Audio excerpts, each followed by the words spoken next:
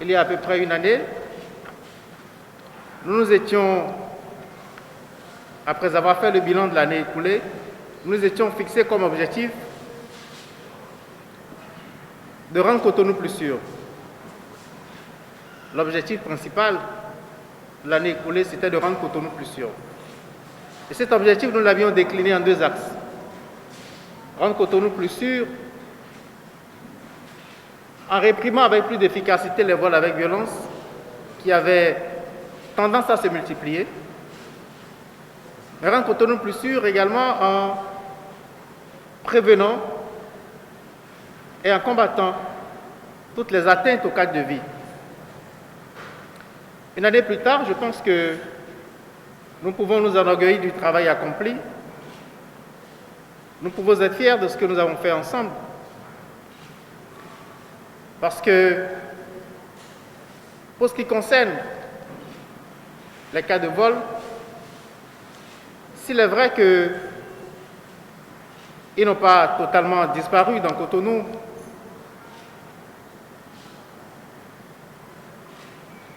il faut cependant faire observer 2 choses en ce qui concerne les vols. La première chose, c'est que cette infraction est réprimée avec de plus en plus d'efficacité. La première chose, c'est que, au cours de l'année dernière, vous nous avez adressé, et c'est un chiffre record, 911 procédures concernant des cas de vol ou de tentatives de vol. 911 procédures, c'est énorme. Qu'est-ce que ce chiffre nous dit? Ce chiffre nous dit simplement que les auteurs de ces infractions-là ont de moins en moins de chances de passer à travers les mailles du filet de la justice. Ce chiffre nous dit simplement que vous avez renforcé votre efficacité à lutter contre cette infraction. Et donc, en ce qui concerne cette infraction, l'impunité est de moins en moins garantie.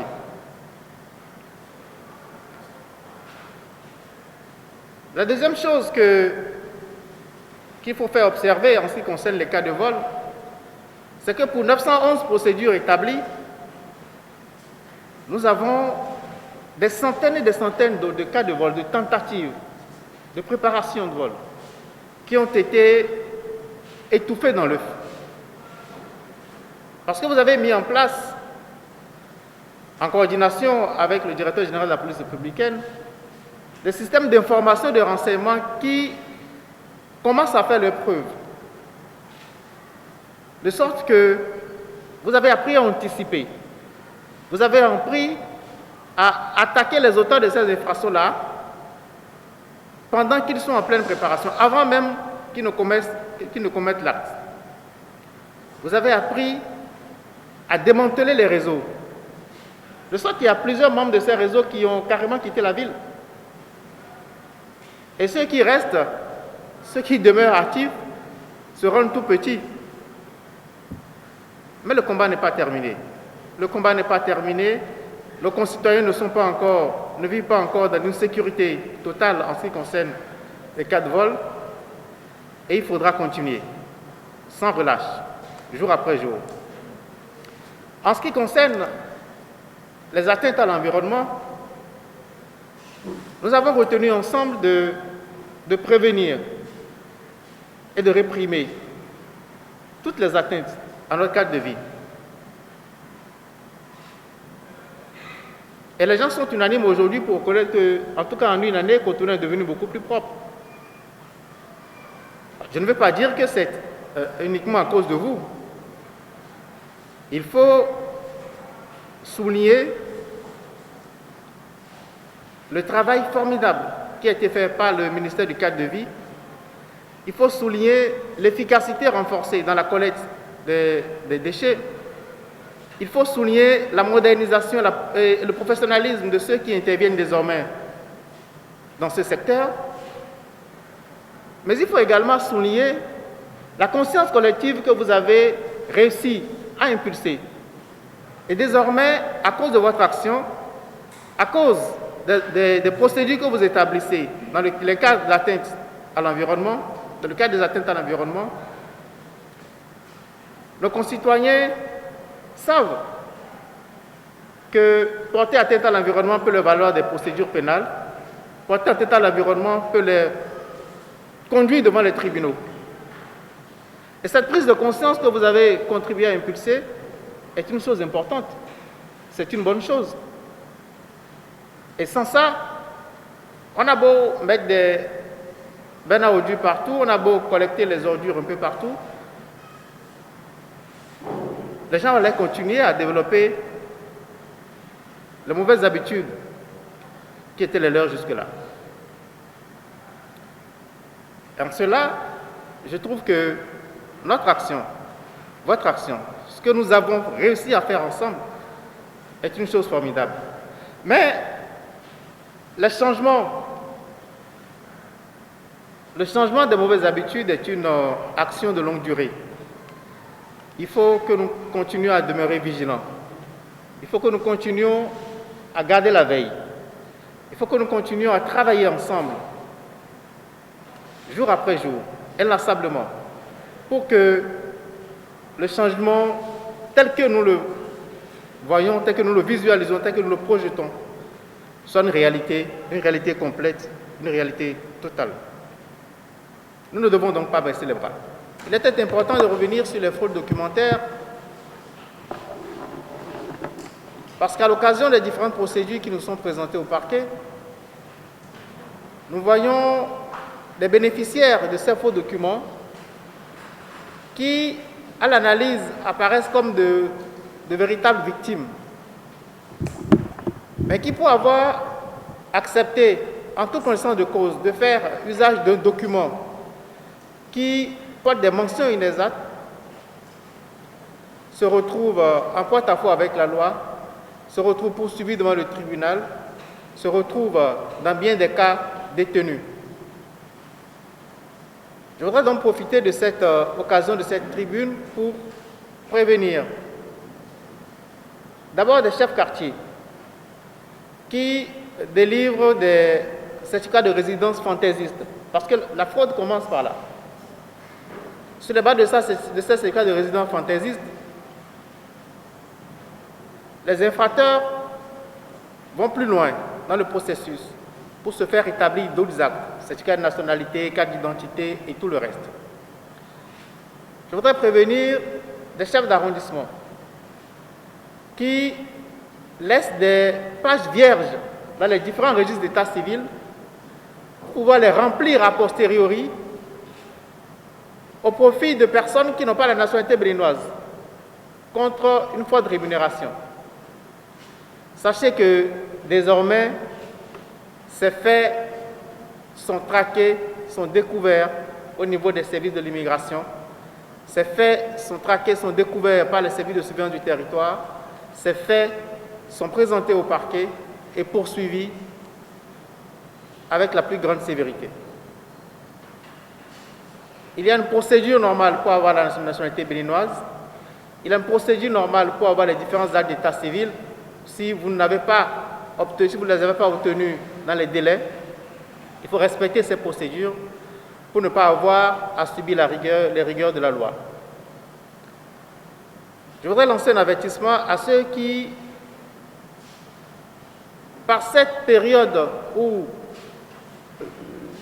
l'entrée sur les territoires, plusieurs territoires européens, cette entrée est interdite pour des gens qui ne sont pas résidents, s'amusent à faire de l'usurpation d'identité en présentant des cartes de séjour falsifiées.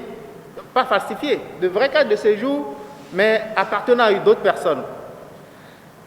Ces infracteurs comptent sur le fait que peut-être qu'au départ, au Bénin, il va y avoir une petite négligence, mais surtout sur le fait qu'ils considèrent que les Européens n'arrivent pas à faire la distinction entre les Africains, leur visage et tout. Sachez que désormais, il y a une expertise avérée au niveau de nos frontières pour repérer cette usurpation d'identité. Je voudrais lancer un avertissement à tous ceux qui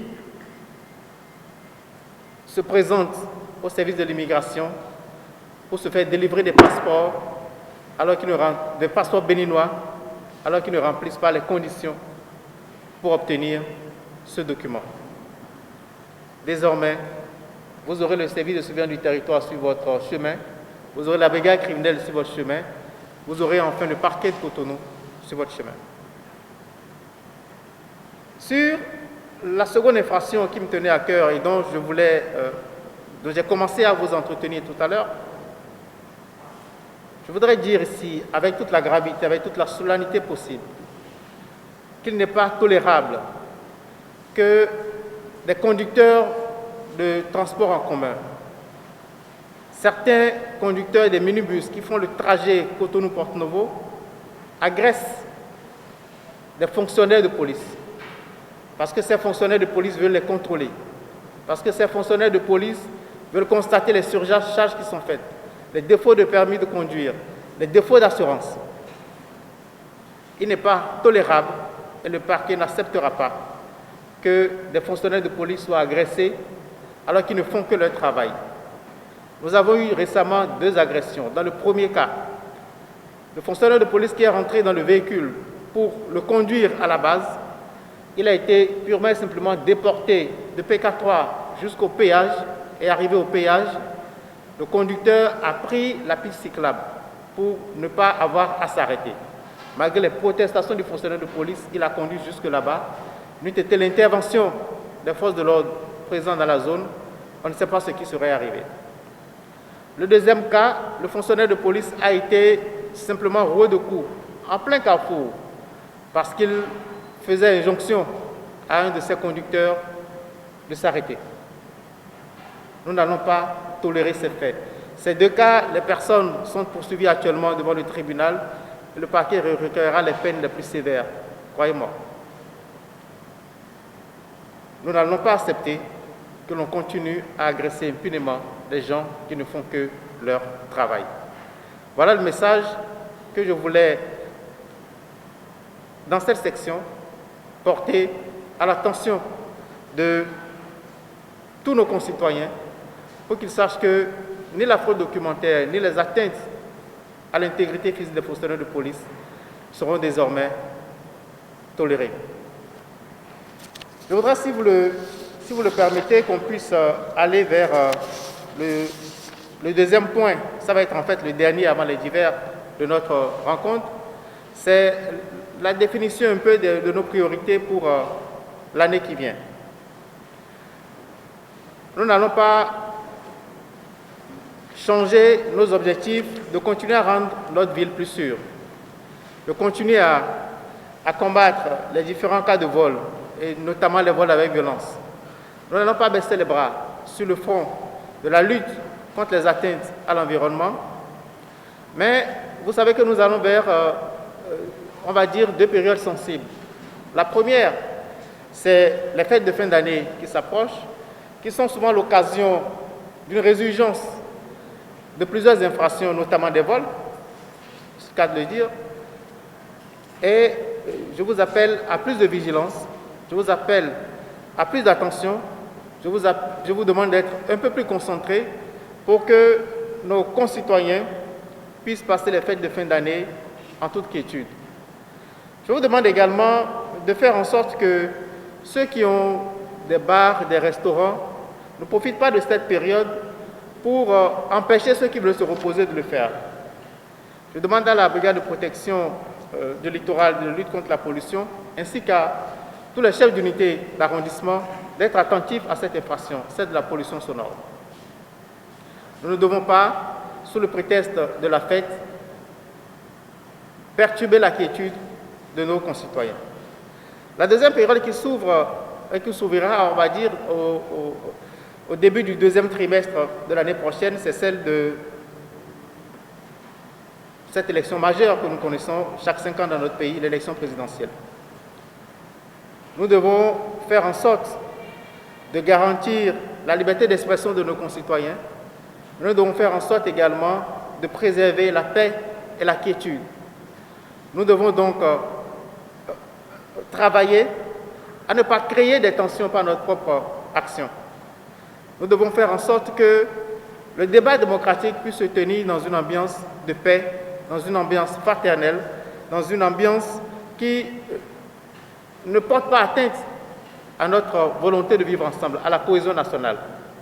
En cela, je vous appelle donc à non seulement de la vigilance, mais à faire preuve d'assez de tact, de pédagogie dans les actions que vous aurez à mener dans cette période sensible.